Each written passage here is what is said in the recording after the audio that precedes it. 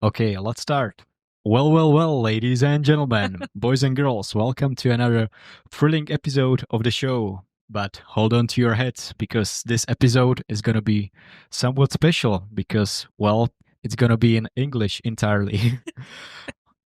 Some of you may be asking right now, why English? Why not Slovak? Why not stick to our roots, right? But it is really simple because today I'm here with Seni. Sorry, guys. Like because of me, you'll have to listen to a podcast in English. Yeah, I think, well, I hope our listeners won't have a big problem with it. Now, fair warning, my English is not the best. Stop. It's not that bad. Yeah, so I hope it'll be good. So let's get to the interview. So, Seni, who are you? You're a world traveler. You were born in Moldova. Right now, you are in Brno. So, how did that happen? Am I allowed already to answer, or this is already still an introduction? No, you can say whatever you want. Okay, so I think they say don't catch feelings, catch flights, and this is the moment when you're catching flights because at some point you caught feelings. Okay. So basically, it's about like all of these international couples.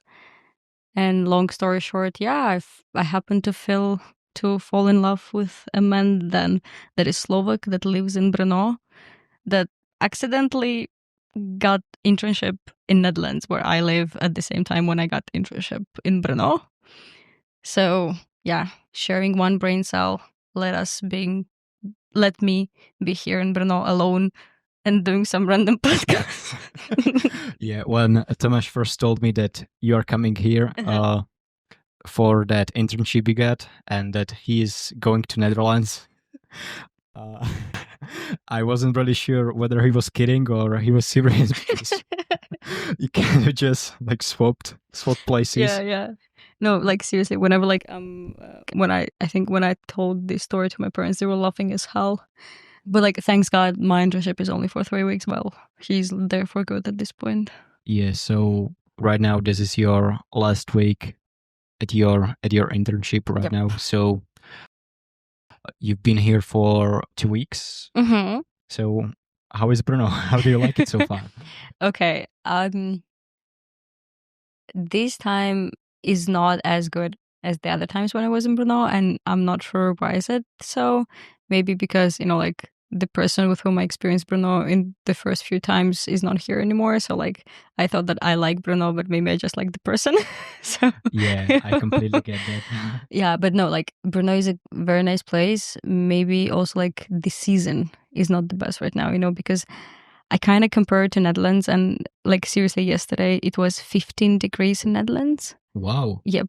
And like while we are like, have to suffer in -5 right now, and you can barely do anything outside. But besides this, Brno is actually cool student city. But like it's hard here for international.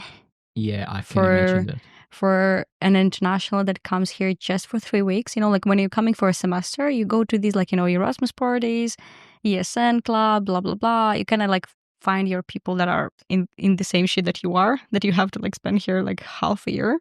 And you find these people and like you kind of stick around.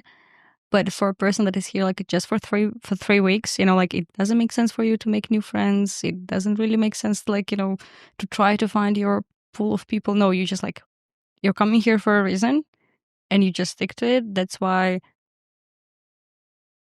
like this time is not as much about Brno as it is about my internship.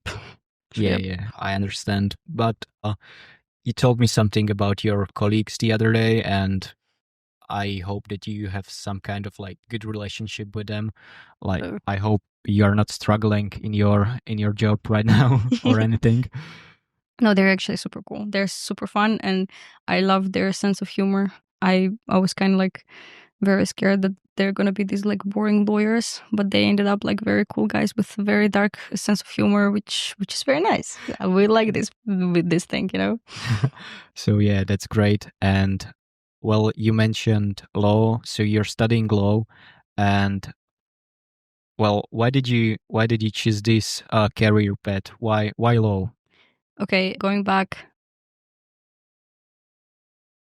4 years ago, and it was a very random decision. You know, I was kind of good at like arguing with people just randomly, you know, like a geography lesson about some bullshit, and people were like, "Oh yeah, she's just like good at like, you know, giving you the water." In a sense. So I knew for sure that like my job was going to be related to some arguing and like debates and stuff. The problem was like what it's going to be. So firstly I thought something like European studies and, you know, like more kind of policy or politics, but then it was a very random shit. Like at the time I still had Instagram, and I just like happened to see this ad of my university with the program that I went to. And yeah, that's how it worked out. It was a very random Instagram decision, basically. Okay. What kind of skills do you think are important for lawyers or law students? Because, well, you mentioned that you are good at arguing. Do you think there is anything more to it? Oh my God. Like, I forgot this word in English.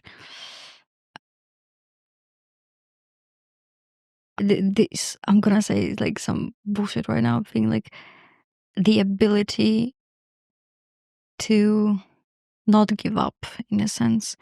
Because I remember my first week of law school, you know, whenever like you barely speak English. At the time I barely spoke English, that was the case. And you're going there and there are like 500 other students having their perfect English and understanding all this stuff, and they're like already speaking legalese, not even English but legalese. Oh, yeah. And you're just dying, you're coming home, you're like buried in these books, you're trying to read them but you don't understand shit, and everyone keeps telling you like it's gonna come, like it's gonna become better, just like trust the process and stuff. And it's very hard not to give up. There's so many times when, especially in my first semester, first year, I was like not doing good at all. But yeah, here I am, actually. Okay. And why did you choose Netherlands in the first place? Well, you're from Moldova, and how would you say the school system is different in these two countries?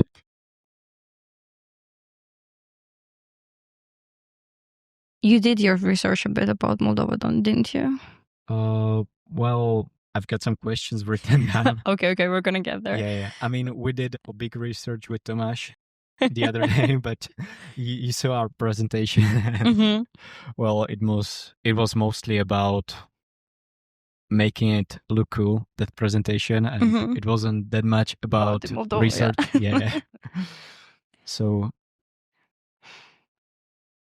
I hate to say this, but there is a reason why I left my country, and it's like just everything is not working there. Like the corruption is everywhere, and even in the educational system, unfortunately, because you know I have my friends that like got their actual knowledge only when they started working, rather than like in the university, because like as they say, university is just a piece of paper. Like seriously, in my country, in Moldova, back in Moldova, unfortunately, it is the case. And I knew that like I would love to practice some fields that are definitely not good taught back in Moldova. So yeah, I was thinking about like something abroad, but at the time, you know, like there was not war yet. Like that was like before the war, so I was actually giving it a big thought. Maybe I should go and study in like Moscow or St. Petersburg. Oh, okay. Yeah, you know, because like back in Moldova, like people speak Russian and Romanian, right? So like you actually kind of have the possibility to get grants both in Europe and in Russia. And at the time, you know, like when everyone was frank to everyone, it was like quite a few friends of mine actually went to Russia Okay. to study. Are they still studying there, or? Some of them came back right when Okay. the war started. Mm-hmm.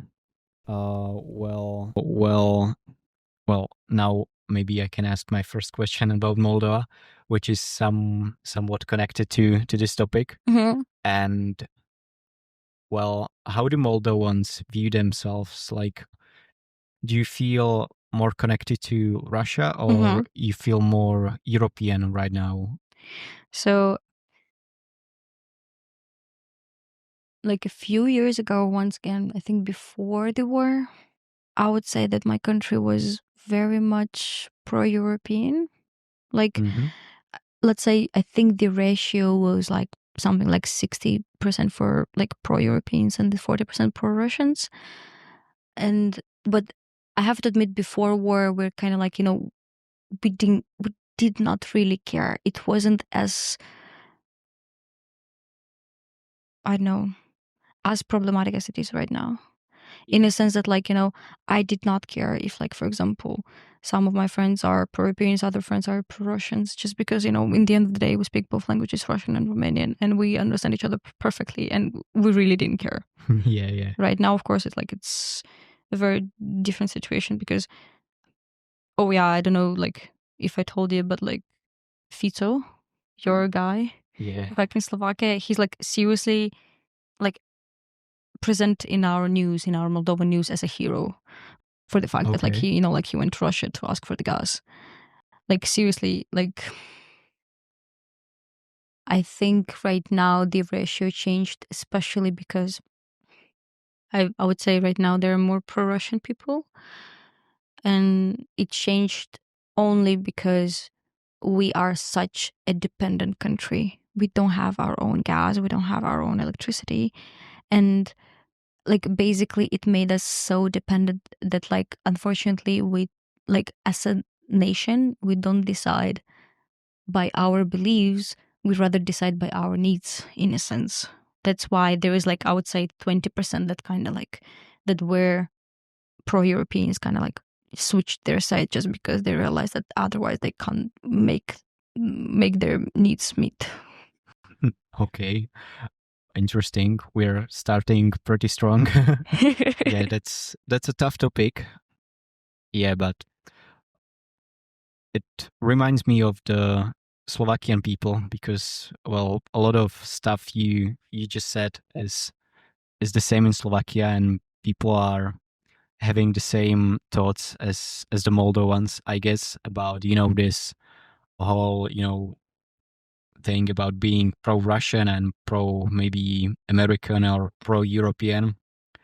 But well, right now, I guess Moldova still has a lot to offer because, well, you've got a big wine tradition in your country, which, yeah, I did my research. Okay. Are there any like more cool traditions about Moldova? And well, what are your customs, traditions, and rituals? I don't know. Because, well, yeah, so far you were just talking pretty bad about Moldova, but yeah, No, oh my god. yeah, Okay, I'm I sure think, you've got yeah, a lot to I think offer. I always make this mistake that I start from bad things about Moldova. That's because once again people ask me why did I leave? Because Yeah, that's how also like my colleague said, like, oh my god, you don't like your country. I'm like, no guys, please don't make yeah, this I get assumption. it. I get it. No, I love my country, I love my culture, I love my family, and like I love Moldova, but it's once again it's more related to the system. But traditions. So, I was dancing Moldovan traditional dances for 7 years. I hated Oh, it. I hated okay. it so bad.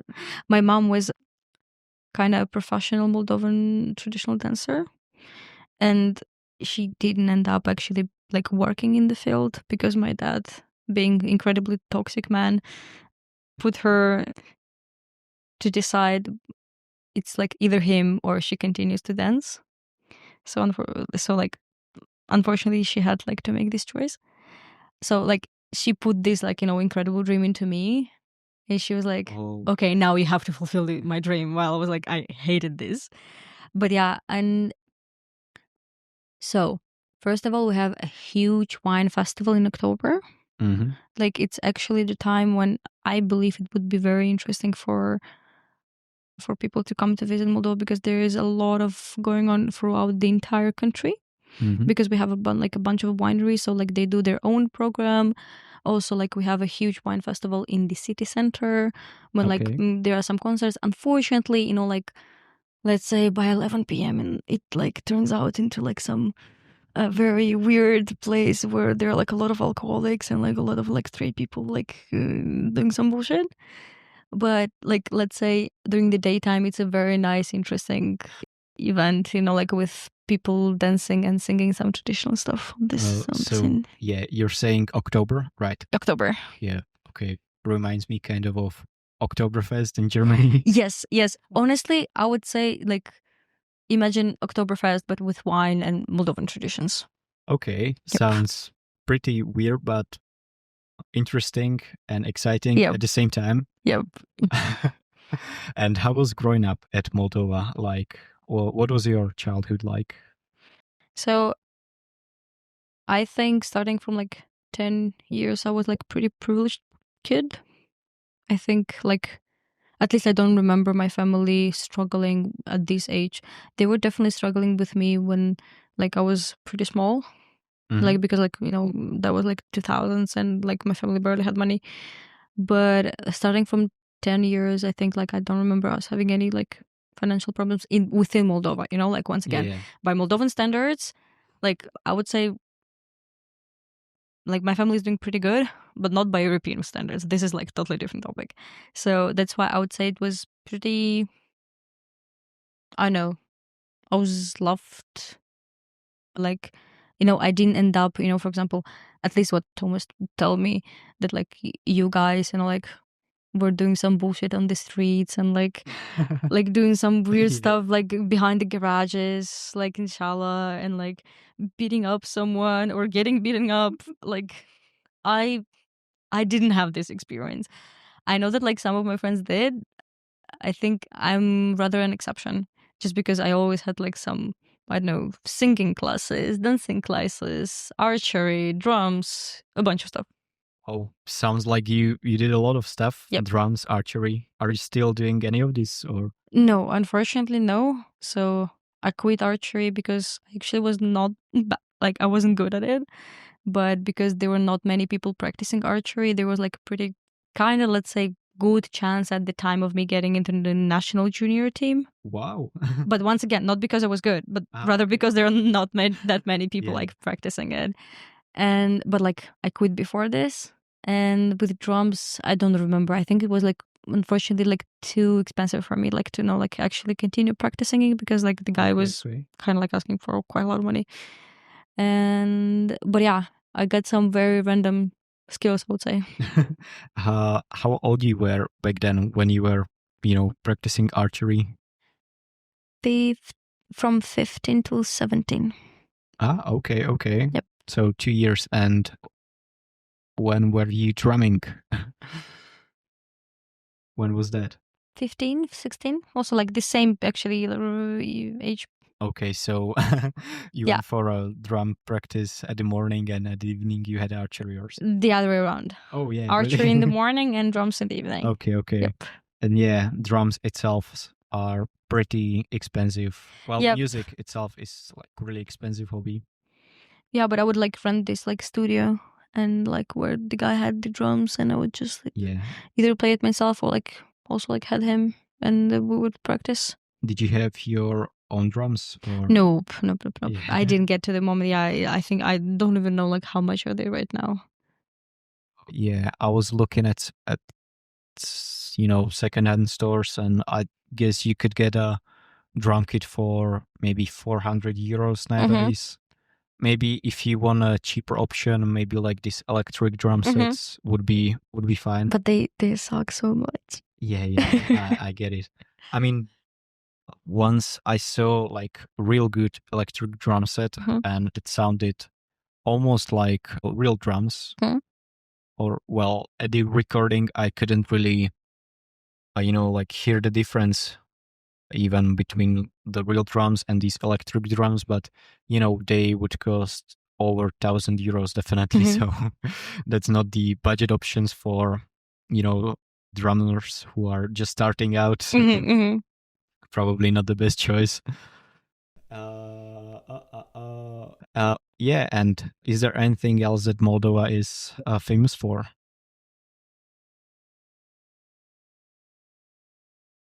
There are quite a few memes, I think, but I don't know like whether yeah. they're like very local, and that's why I think that they're like famous. But Dragosta Dinte is okay, that's okay. Let's famous. start. Let's start with Dragoste Dinte. Of course, this is our national treasure, and I'm so happy that people know it.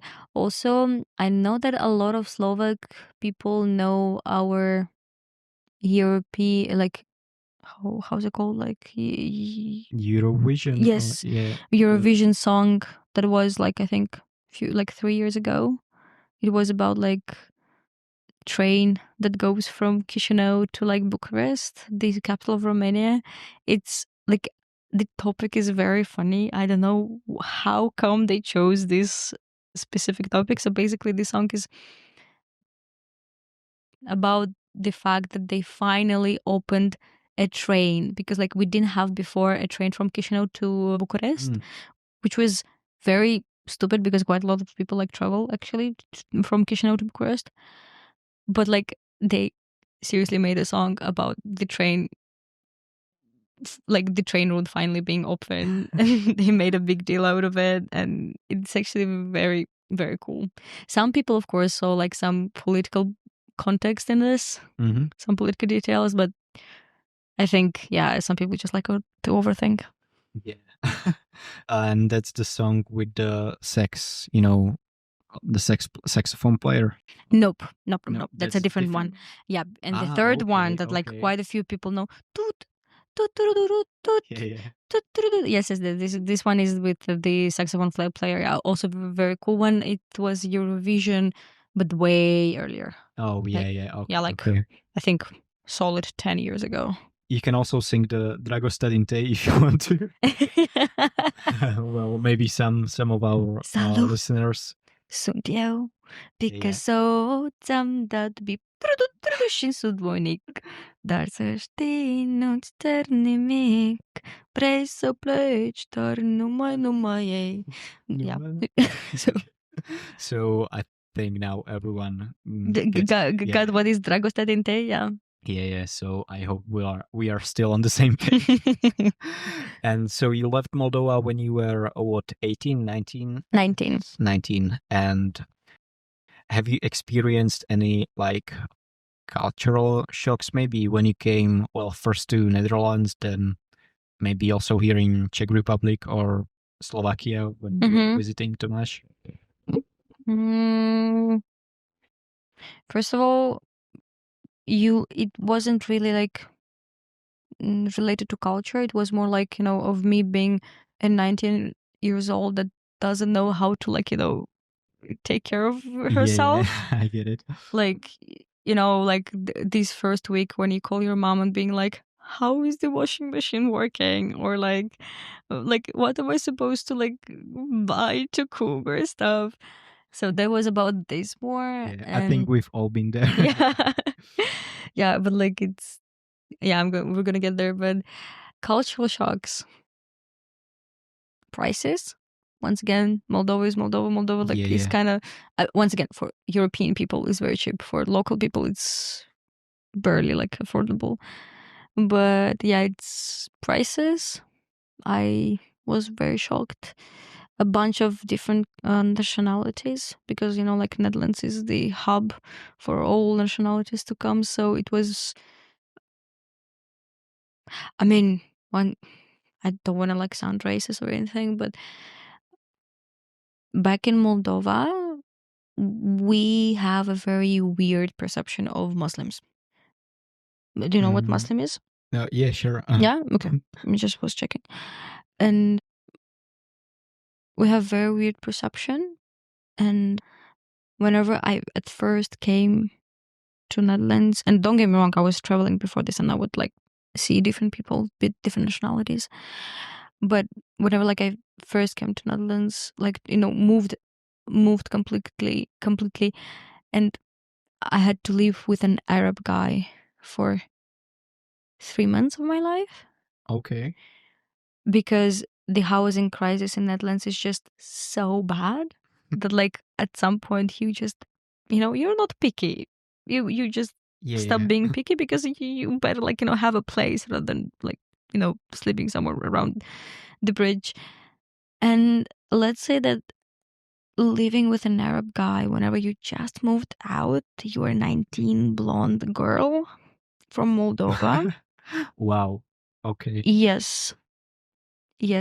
And there were cases, like whenever he would be praying in the kitchen and I wouldn't be able to use it, because I was like, I mean, technically maybe it would be okay, but like I was so shy to like, interrupt his prayer that like I would be like, it's all right, I can go without a breakfast.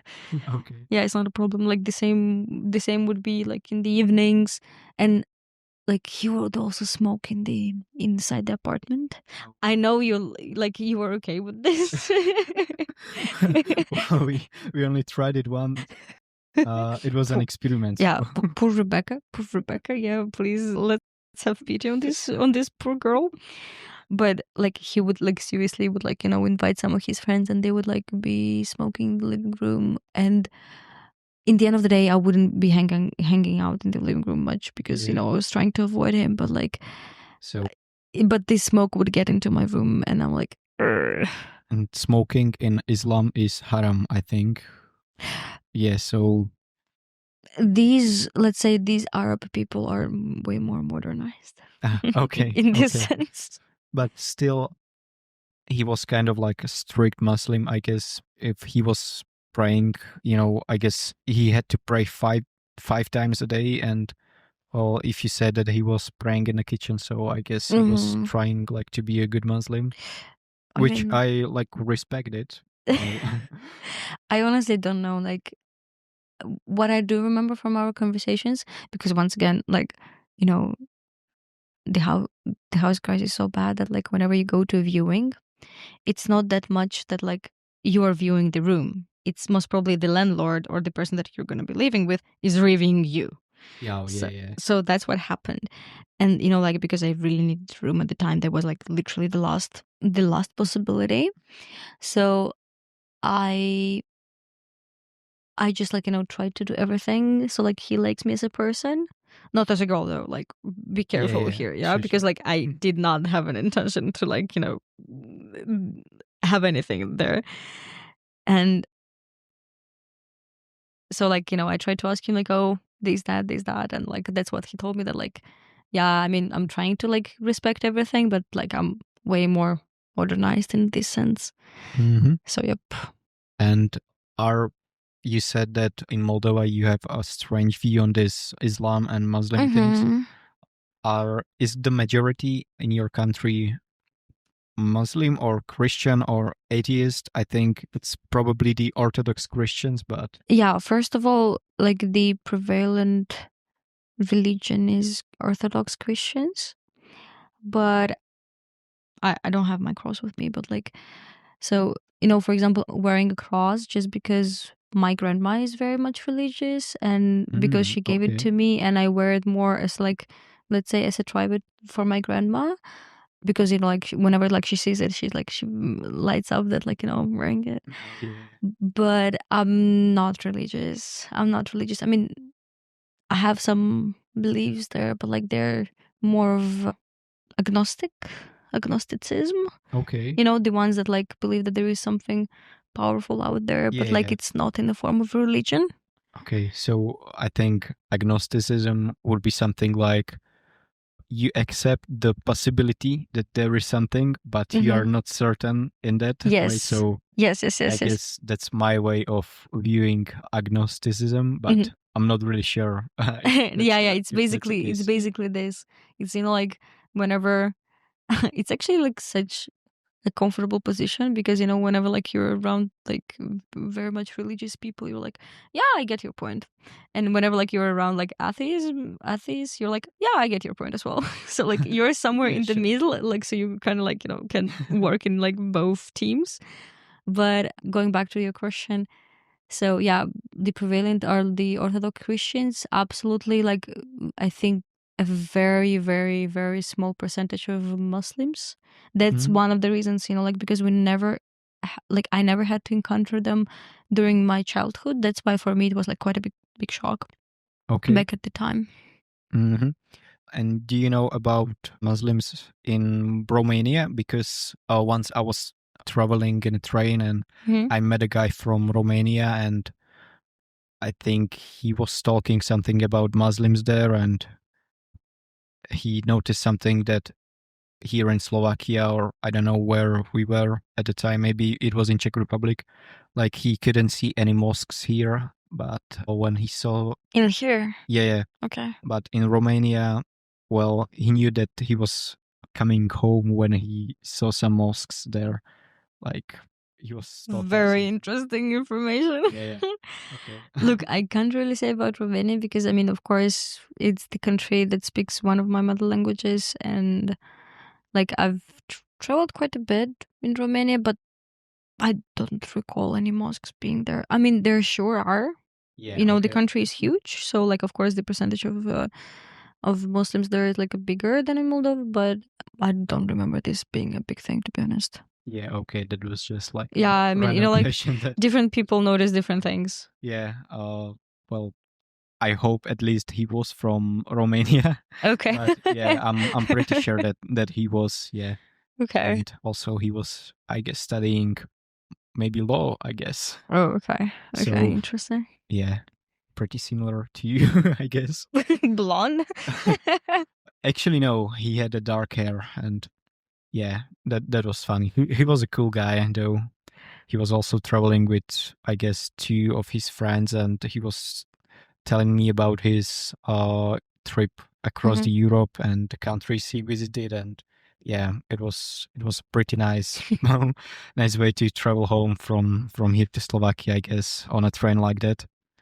And yeah, also I would like to ask you one more question about your law studying.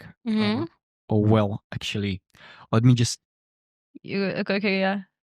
Take your time. Just for reference, there is something bad with mic happened. Also, I think the video camera is not recording anymore. Funny thing about the video camera. Okay, I'll put my headphones down. Yeah. Okay. I'm gonna. Don't worry. I'm gonna hold the audience. Okay, you can sing something if you want. So yeah, whenever whoever is listening to this, all like 20 people, please, I insist on you Googling the popular Moldovan songs, so you guys know what we were talking about. Okay, we're back. We're so back, right? So what happened is that the camera turned off because it's not a really good camera. It's not even for recording videos. It's don't be harsh on these like little yeah, cutie but pie. It's like such a small thing that like I'm surprised it works. Okay. yeah, but it turns off, I guess, every 30 minutes. So I have to start it again. So well, the viewers probably saw some stock images here, or maybe some kittens playing or something like Could that. you please, I don't know, whenever is this moment gonna be like in the video, could you please put some like weird pictures of Moldova? I don't know. Oh yeah, that's a good idea. Could you please? Because that would be great.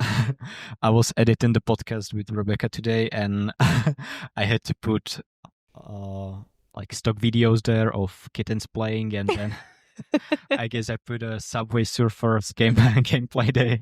No. Could you please put like some Moldovan stuff? Yeah, that would be good. Yeah, that would be also probably even better than the kittens playing, because it got something to do with the. I mean, it makes sense that like in the video with Rebecca there are some kittens playing. She's such a cutie pie, so I think it makes sense.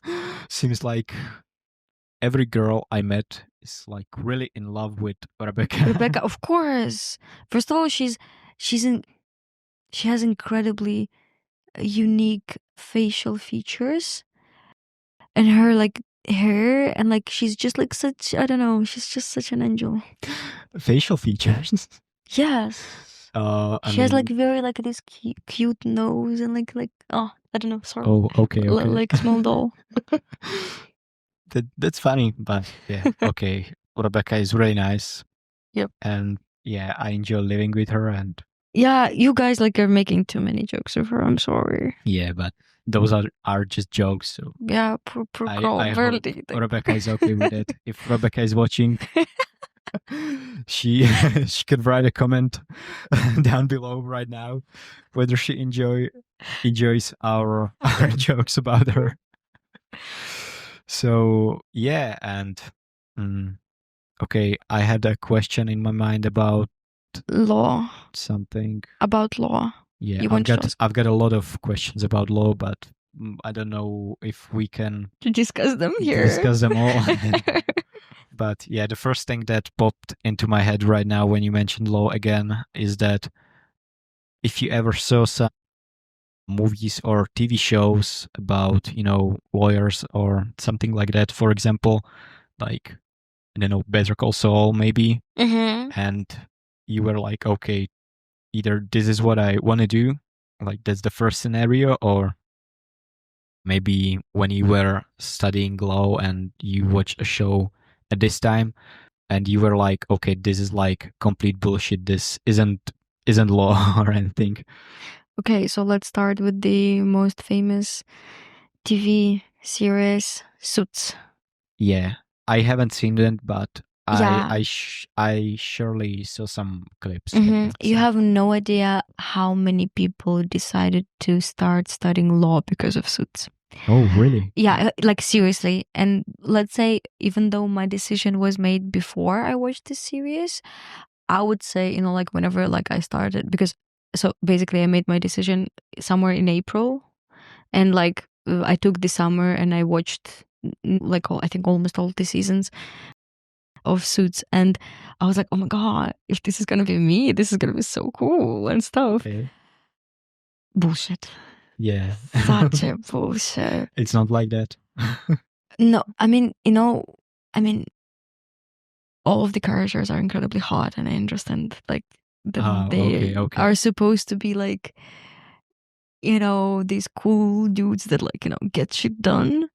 But realistically, unfortunately, let's say 85% of your work is you sitting behind the laptop and doing legal research, because it's not that like, you coming to me and you're like, I have a problem here, that and that, I did this and that, and you're like, oh no, I know this law is gonna be there, like, yeah, let's go to the court right away.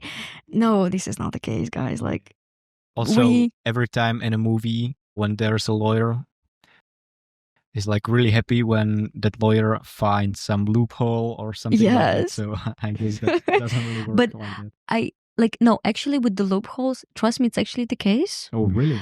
Yeah, because funny fact, like how it looks, at least in Suits, like someone is like, some client is coming with a problem, and like the dude knows like, oh yeah, we're gonna like this and that article applies, this provision applies, blah blah blah blah blah. But you actually have to like, I don't know, make 5-hour research on, first of all, where the fuck to look, like what code, like was this code amended, what law specifically applies right now, because maybe there are like already laws online, but they're gonna apply only in a year. Also the case a lot with the European law. So with the loopholes, it's actually the case just because we don't know the law, by heart. So we actually have to look it up, and then we like, sit and stare at this fucking provision for 3 hours. By the way, are we allowed to swear? Yeah, sure, no problem. Oh, okay, sorry. I think it was my third time that probably I swore. Your mom is not gonna watch this, so I guess it's okay. So, and you're staring at this provision for 3 hours, and only in 3 hours you found like, you like kind of thought of this loophole, and you're like, oh my god, yes. So this is actually like, I would say, quite often, quite a frequent situation. Okay. probably there was a small cut because of technical difficulties. We're gonna continue with our podcast and interview. So my next question is also law related, and I wanted to ask you, which area of law are you most interested in? Like, I mean, civil rights or international law, or yeah. Intellectual property. So it's basically copyright, trademark, patent law. Not as much designs because I never had the possibility to like actually work and study on it. But I kind of got very excited about patent law, but unfortunately, to be a patent attorney, fun fact, you have to have a STEM degree, science, technology, engineering, or mathematics degree. Yeah, I also was pretty surprised, but it's actually the case and it makes sense. So right now I'm looking more into becoming some kind of overall IP lawyer. Most probably I'm still gonna specialize in something like trademarks, patents. I don't know what exactly yet, but it's definitely gonna be intellectual. Okay, yep. Interesting. Yep. Good luck with that. Thank you. And there is also one other thing that I wanted to ask you, but that's just not law related, but I don't really know, where did you meet Tomáš? Oh, really? You don't know this story? How did you two met? I know. I hope Thomas is okay with me saying this out loud, but this is actually a very beautiful story. Basically, yeah, we were in Malta. Oh, okay. Yeah, and we firstly met in Valletta. So I was lost, it was my second or third day of being in Malta. And I was lost. I didn't have any friends, and honestly, I didn't like Malta at first. And I was this desperate person that would be in the ESN groups, Erasmus groups, WhatsApp groups, and they're like, "Oh, guys, today we're going to the museum in Valletta," and I was like, "Okay, all right, I better go and try to talk to people and make some friends." And so I didn't find the Erasmus group at all after an hour, and there was, do you know Marta? It's basically, I know, I heard that name, but okay. So I don't know who she is. Basically, Marta is a girl who was living with Thomas in the same apartment at the time, but back in Malta. And right now it's a very, very big friend of ours. And so she saw me randomly, and we met each other a few days before at the beach. And she saw me at the first time, I said hi, and I know we just passed by. But the second time she saw me still being lost, and she's like, "Oh my God, are you lost?" And I was like, "Yeah, I'm lost. Could I please join you guys?"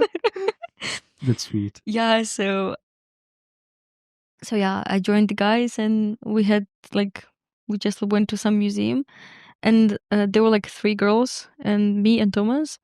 And yeah, we just basically ended up talking about in the museum about Maltese history, while none of us actually knows anything about Maltese history. Okay. So we talked some bullshit, absolute bullshit. But at the time, I looked at him and I was like I didn't even had any thoughts, to be honest.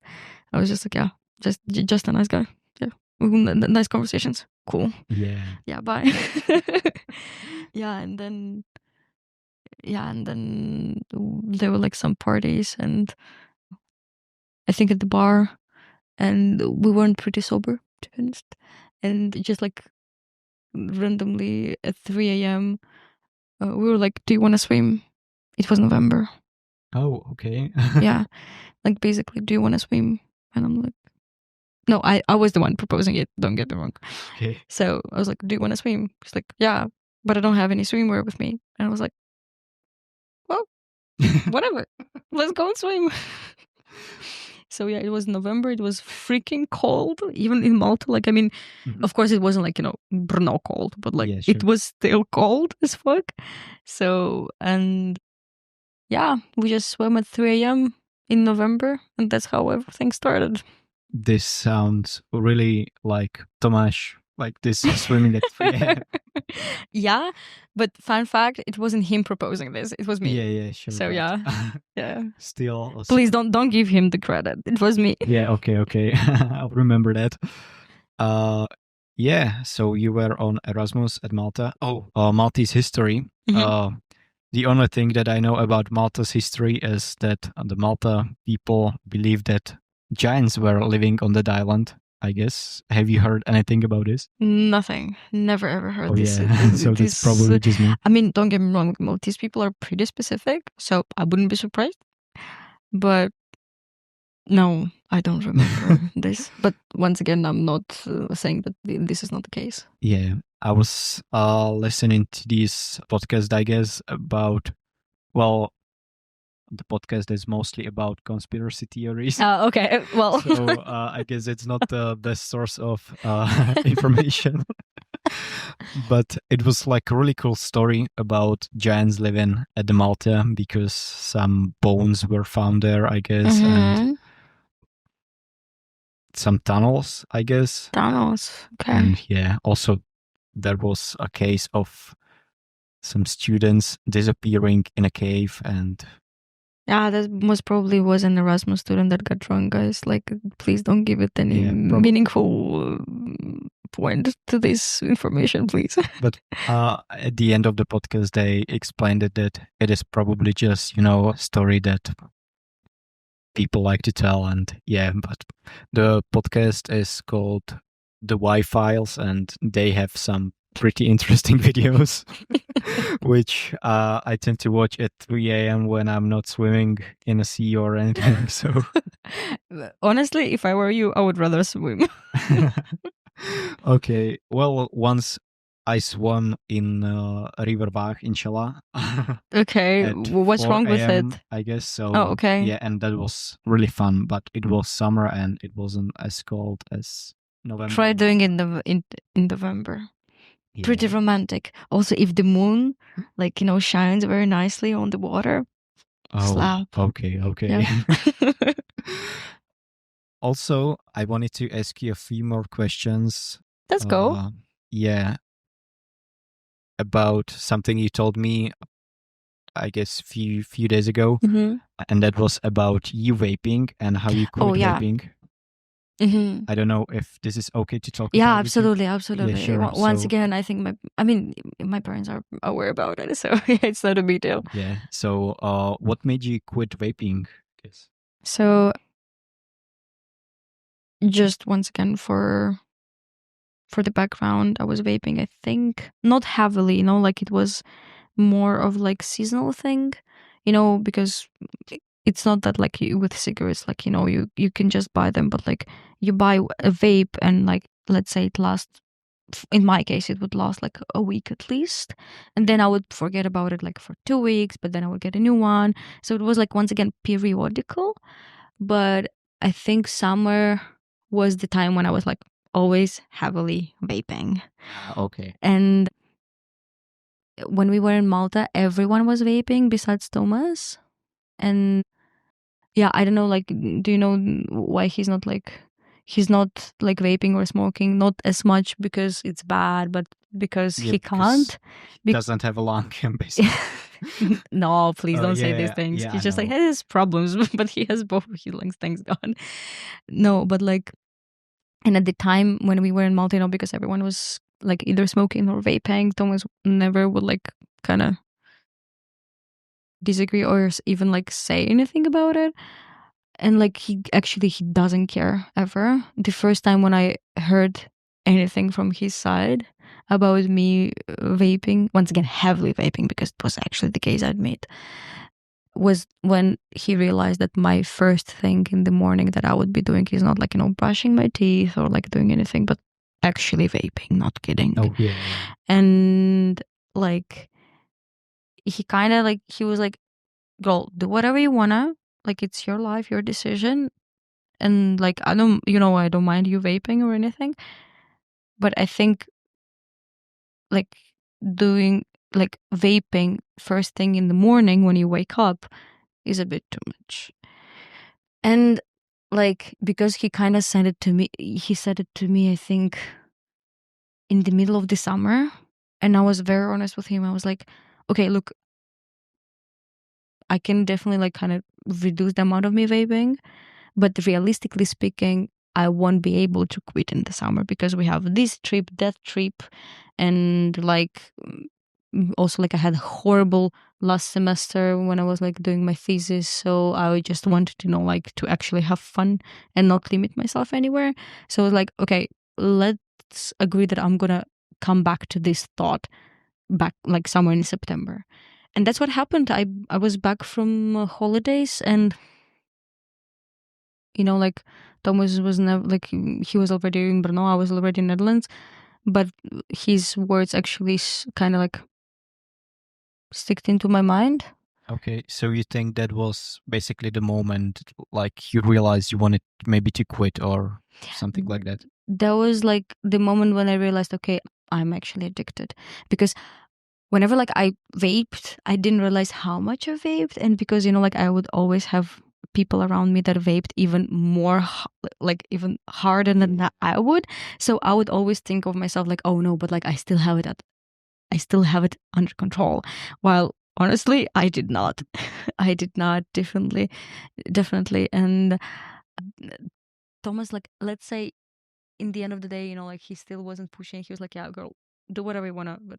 Sure. But he definitely put some thoughts into my mind of like, and made me realize that, okay, I'm actually addicted. Yeah, and right now it's like 6 months since you quit, or Wait. Yeah, 6 months. okay. Well, congrats on that. Yeah, thank you. No, seriously, for some people it sounds funny, but it's actually a big achievement. Yeah, I get it. It really is, and Mhm. I really mean it when I Mhm. say congratulations. And what do you think was the hardest part for you to, of quitting? First thing, first 3 weeks were horrible. Because whenever like you would go to work and have like a horrible shift and you would come home, because the first thing you want to do, vape. Another thing, when you like trying to quit, be very realistic about people around you, because unfortunately, like at the time I had people that were smoking heavily around me, and it wasn't helping at all. And I'm not saying that people who smoke are bad or anything. Please, guys, like do whatever, but like if you want to quit, it's very important that you don't have people around you that smoke. Okay. So like that was the thing. And but besides this, like yeah, once again, first 3 weeks horrible, and the fact that like people around me they were smoking. I mean, don't get me wrong, whenever like I have a drink, and I still kind of, unfortunately, in my head, Yeah. alcohol is linked with some smoking / vaping. I allow myself, like, let's say, have one cigarette, because I know that I'm not addicted to cigarettes, so I can have it like very easily. But I definitely try at least not to like vape. So I have like this one casual cigarette, one like once, I don't know, once a month or something, but like it's not vaping. And was this like your first attempt to quit, or maybe, or did you have some like big relapses or anything? Look, I'm coming from a family where like both my parents and my grandparents are smoking. So it was no surprise that I'm smoking. So, and I think I started trying when I was like 17. And I was never smoking like permanently. It was never the case that like, I would smoke every day, like half of the pack or a pack. No, it was like more, oh, people are around, we have nothing to do, let's smoke. So it's not about like relapses or like, I don't recall what word did you use, but it was more about like, once again, periodically. Periodically. Like if we have a lot of parties this week, it means that I'm smoking a lot. If like we have like exams for 3 weeks, I'm not smoking at all. Okay. So yeah. And what helped you the most during like this process? You mentioned the first 3 weeks were really hard, and what helped you? Nothing was helping. First of all, like, yeah, I mean, I'm not gonna rediscover America right now, but like, you're gonna start eating so much more. You start eating so much. I mean, seriously, I could go without eating the entire day when I was vaping. Right now, oh my God. First of all, you're snacking so much more. you like have to have like at least like 3 big meals, and once again snacks, because like once again there were like quite a lot of studies, guys, about like how it actually influences your brain, and that like whenever you smoke, one of the reasons why my mom, by the way, doesn't want to quit smoking, because she knows like the moment she's gonna quit, she's gonna like get like 10 kilos. I'm not kidding, guys. Okay. So yeah, but what was helping these 3 weeks, the fact, okay, first of all, I was running pretty often these days, and I really noticed that like whenever like I would vape a few days and then go for a run, it would be a very different run than the days when I wouldn't be smoking. So I realized how actually it influences your body. So yep, and I personally thought that it's also gonna help me and get all the shit from my face, because I was kind of blaming that like, you know, I would get like some pimples on my face because of vaping. In my case, it wasn't the case. Okay. So like unfortunately I was a bit disappointed with this, but I don't know, like the overall idea that I'm gonna get healthier. Yeah, I know it's very stupid and it doesn't work for everyone, but like in my case, it actually worked. Okay. Could you give any maybe advice to someone who would be in that place where you were, 6 months ago, or maybe at the summer when? Yeah, I got it. Yeah. No one says to like cut it off completely. Just, I think the entire idea of this is not to be addicted, because hey, if we're gonna say like, oh no, I'm not gonna like have this one cigarette ever again, dude, well, like life is fun, please have fun sometimes. The other point is like, don't be addicted to this fun, and this is the like most important point. And the advice is that, first of all, don't be harsh. Like if you're trying to quit, don't like, you know, cut it right away. Like, you know, make a plan or think how it would work for you, because you know I saw people being like, oh no, I decided right now that like I'm gonna quit, and like they're not smoking like let's say for 2 days, but then they're like, oh fuck. So think how to do it properly. You know, for example, in my case, I knew for sure that this wasn't possible back in the middle of the summer, because I had too many things, like too many events, too many birthdays, too many holidays. So I was very realistic about my own psychological possibilities. So, yep, that would be my first advice. Like, be realistic. Yeah, and just like test yourself in a sense that like test how far can you go, because it's also kind of like very much of a self-exploration journey. Okay. So, yep. Yeah, that's really interesting. So I guess maybe we are almost running out of the time. So Sorry. let's like a few questions at the end, which are pretty meaningless, but let's go. Yeah, okay, let's do it. So if you had to only eat one type of the food for the rest of your life, which one would it be? And it could be quesadilla, because no, not quesadilla. Pokeball with salmon. Oh yeah, that's great. Great pick. I don't think anyone has ever told me that this would be their meal of the choice, but yeah, this is good. So another question I have here is, yeah, if your life were a movie, which one would it be and why? Okay, this is gonna be a very weird answer. I don't know. I haven't seen this movie myself. Okay. Which makes it even like funnier. But I think it's called something like Blondie in Law. And okay, once again, big disclaimer.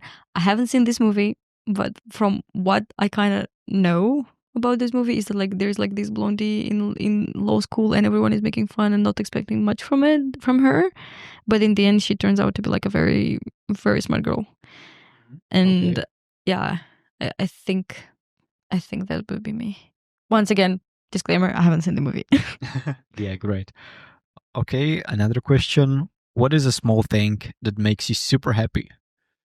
Small thing that makes me super happy. Or a big thing, maybe. Big thing. Medium thing, maybe. This is such a deep question. I'm sorry. I'm gonna take some time. Yeah, sure. Okay, you know what? What's your small thing that makes you happy? Yeah, I didn't really think about it. Now let's think together. Yeah, okay. So, So I only we are thought about both the busy. questions, but yeah. What makes me happy? You know what? I think the part of the year when, you know, there was winter and the spring is coming, Mhm. and the first day when you like feel the sun outside, and you Mhm. know, like the air outside is different. Like this is the small thing that could make me happy. A very similar answer of mine would be in the Netherlands, you know, we don't have that much sun. Okay. We have like a lot of rainy days and cloudy days.